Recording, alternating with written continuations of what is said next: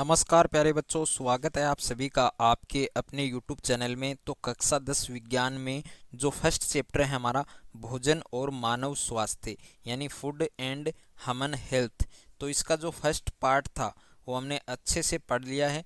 जिन बच्चों ने नहीं पढ़ा है, लिंक आपको डिस्क्रिप्शन में मिल जाएगा, तो वहाँ से आप इस चैप्टर को अच्छे से पढ़ लीजिए। उसके बाद में सेकंड पार्ट को पढ़ना है और ये जो है वो आपकी परीक्षा की दृष्टि से महत्वपूर्ण है। इस पार्ट से आपके क्वेश्चन के 50% ज़्यादा चांस हैं और जो इम्पोर्टेंट क्वेश्चन है वो भी यहाँ से मैं आपको बताऊँगा। साथ में नोट्स की तरह हैं, तो नोट्स की तरह हैं तो आप साथ साथ में इनको लिख भी सकते हैं। ओके, तो कुछ नशीले पदार्थ और इनके कुप्रभाव, इससे पहले जितनी भी चीज़ें थी इस चैप्टर में वो हमने अच्छे से पढ़ ली हैं। अब कुछ नशीले पदार्थ और इनके कुप्रभाव पढ़ेंगे और उसके आगे के जो पॉइंट वाइज हैं वो हम स्टडी करेंगे। तो सबसे पहले आपके हैं कुछ नशीले पदार्थ और इनके कुप्रभाव। तो उसमें हमारा सबसे पहला पॉइंट क्या है? गुटखा। गुटखा क्या होता है और इसे क्या क्या हानियाँ होती हैं, इससे कौन से रोग होने की संभावना होती है, तो सब पढ़ेंगे। तो गुटखा है, इसमें कत्था, सुपारी, चूना, संश्लेषित सुगंध और धातुओं के वर्क व तंबाकू आदि से गुटखा तैयार किया जाता है। यानी कत्था, सुपारी, चूना, संश्लेषित सुगंध और धातुओं के वर्क और तंबाकू आदि से क्या तैयार किया जाता है? गुटखा तैयार किया जाता है। और ये एक प्रकार का क्या है? लतकारी पदार्थ है। ओके, उसके बाद में है अधिक उपयोग से कौन सा रोग होने की संभावना रहती है? संभावना नहीं, जो यदि इनका प्रयोग कर रहे हैं तो वो आपके सब म्यूकस फाइब्रोसिस नामक रोग है।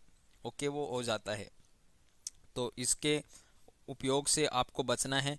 तो सब म्यूकस फाइब्रोसिस नामक रोग ये किसके कारण होता है? गुटखा खाने के उपयोग से, यानी इसका ज़्यादा उपयोग करोगे तो सब म्यूकस फाइब्रोसिस रोग हो जाता है। उसके बाद में है तंबाकू। अब तंबाकू क्या होता है और तंबाकू से होने वाली जो हानियां हैं वो, और इनके जो स्रोत हैं, प्रमुख एल्केलॉइड्स हैं और इनका स्वास्थ्य पर क्या प्रभाव पड़ता है, सब हम डिटेल से पढ़ेंगे। तो सबसे पहले है तंबाकू। अब तंबाकू है वो किससे प्राप्त किया जाता है? तो तंबाकू है वो सोलेनेसी कुल के पादप, तंबाकू सोलेनेसी कुल के पादप निकोटिएना टेबेकम की पत्तियों से प्राप्त होता है। और इनके जो प्रमुख एल्केलॉइड्स हैं वो क्या हैं? निकोटिन। और इनके जो कुप्रभाव हैं यानी स्वास्थ्य पर क्या प्रभाव पड़ता है, तो मुंह, जीभ, गले, फेफड़ों का कैंसर और धमनियों की दीवारों के कड़ा होने के कारण उच्च रक्तचाप, कार्बन मोनोऑक्साइड, हीमोग्लोबिन की कार्य क्षमता को घटा देती है। ओके, यानी जो तंबाकू है और उसका स्वास्थ्य पर क्या प्रभाव पड़ता है, तो मुंह, जीभ, गले, फेफड़ों का कैंसर, धमनियों की दीवारों के कड़ा होने के कारण उच्च रक्तचाप, कार्बन मोनोऑक्साइड और हीमोग्लोबिन, इन सब की कार्य क्षमता है वो घट जाती है। उसके बाद में है तंबाकू से होने वाली हानियाँ। तो तंबाकू से क्या क्या हानियाँ होती हैं?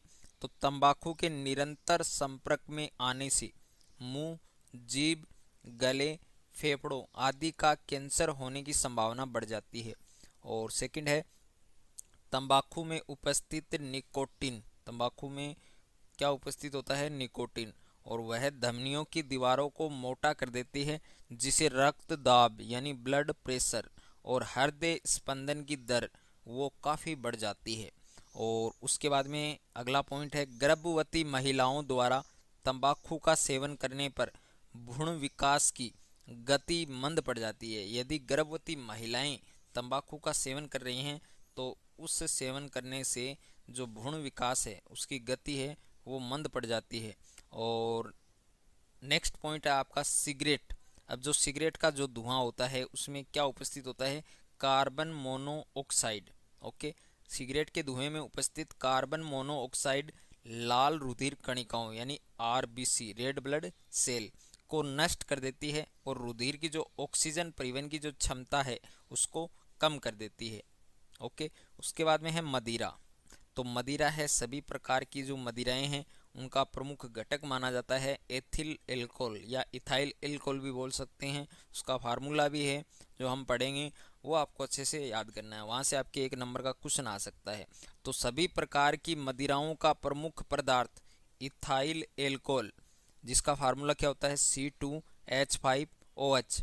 और एल्कोहल का सेवन मनुष्य की शारीरिक, मानसिक, आर्थिक व सामाजिक रूप से प्रभावित करता है। यानी सभी प्रकार की मदिराओं का प्रमुख पदार्थ इथाइल एल्कोहल, जिसका फार्मूला C2H5OH होता है, और एल्कोहल का सेवन मनुष्य की शारीरिक, मानसिक, आर्थिक व सामाजिक रूप से प्रभावित करता है।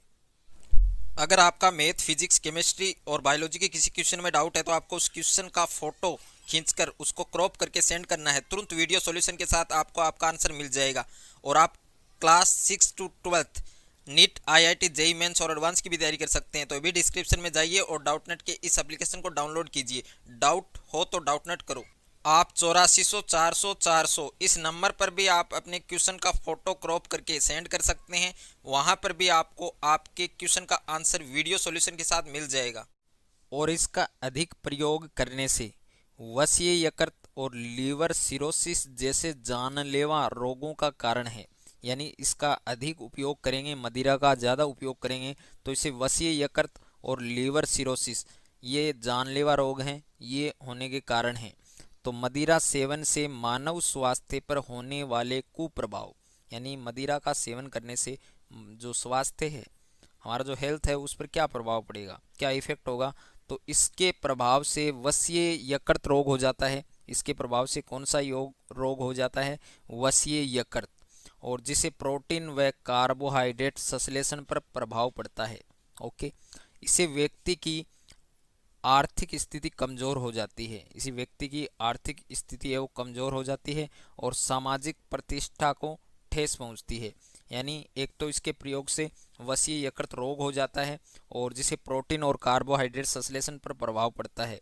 सेकंड, आपके इसी व्यक्ति की जो आर्थिक स्थिति है वो कमज़ोर हो जाती है और सामाजिक प्रतिष्ठा है उसको ज़्यादा ठेस पहुंचती है।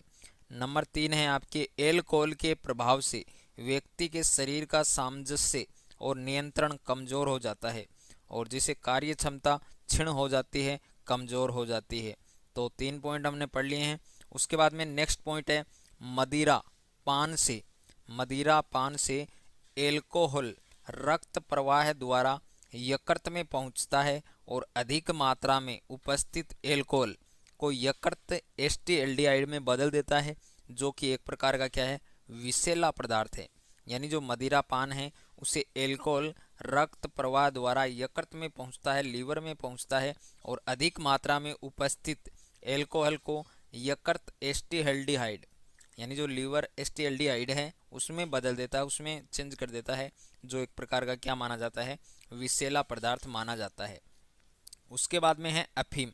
अब अफीम है वो कौन से पादप की पत्तियों से प्राप्त होता है, यानी उसका जो स्रोत है वो क्या होता है, और प्रमुख एल्केलॉइड्स क्या होते हैं और इसका शरीर पर क्या इफेक्ट होता है, तो सब हम पढ़ेंगे। ओके, तो सबसे पहले अफीम, और ये किस स्रोत से प्राप्त किया जाता है? तो पादप है पेपेवर सोमनीफेरम, यानी जो पादप है उसका नाम क्या है? पेपेवर सोमनीफेरम।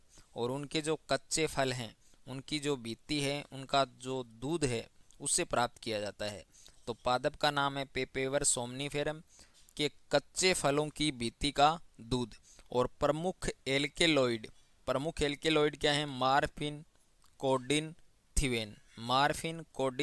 थिवेन। ये 3 आपको जरूर इनके नाम आपको याद होने चाहिए। उसके बाद में है शरीर पर क्या इफेक्ट होता है, क्या प्रभाव पड़ता है? तो दर्द निवारक, कृत्रिम सुखानुभूति, अवसादक और लतकारी। शरीर पर क्या इफेक्ट होता है? दर्द निवारक, कृत्रिम सुखानुभूति, अवसादक और लतकारी। ओके, अब यहाँ से जो क्वेश्चन आने के ज़्यादा चांस हैं वो है आपके इस बॉक्स से, जो ये बॉक्स बनाया है इसमें जो एक अच्छा नाम भी लिखा है वो भी मैं आपको बताने वाला हूँ। तो मार्फिन और कोडिन ये दोनों एक प्रकार के प्रमुख एल्केलॉइड्स हैं और इनका प्रयोग दर्द निवारक दवा बनाने के लिए किया जाता है। तो कौन कौन से एल्केलॉइड्स का प्रयोग करके दर्द निवारक दवा बनाई जाती है?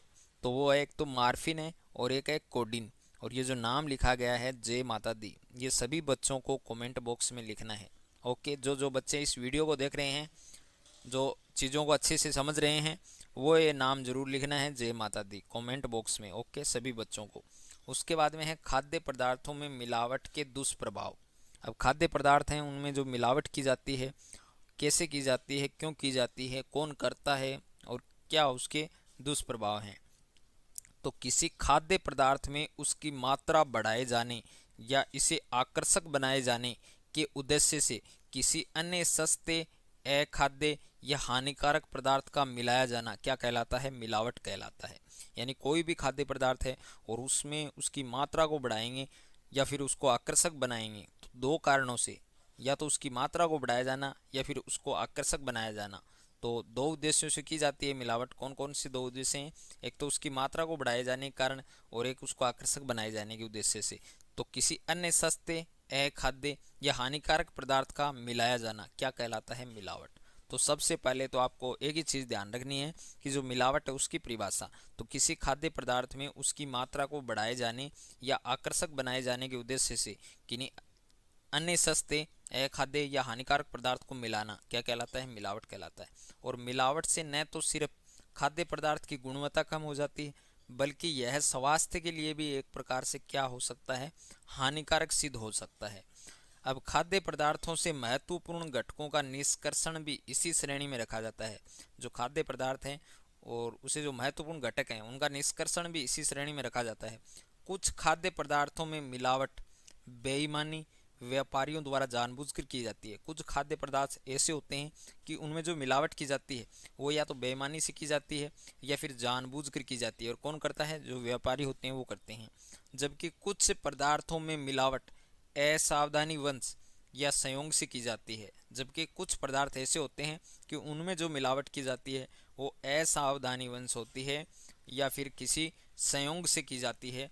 तो ये सब हमने इस चैप्टर में पढ़ा है और ये आपके लास्ट पॉइंट था खाद्य पदार्थों में मिलावट के दुष्प्रभाव, जो आपको अच्छे से समझ में आ गया होगा। यदि आपको अच्छे से समझ में आ गया है तो वीडियो को लाइक कर दीजिए और चैनल पर नए हैं तो चैनल को सब्सक्राइब कर लीजिए।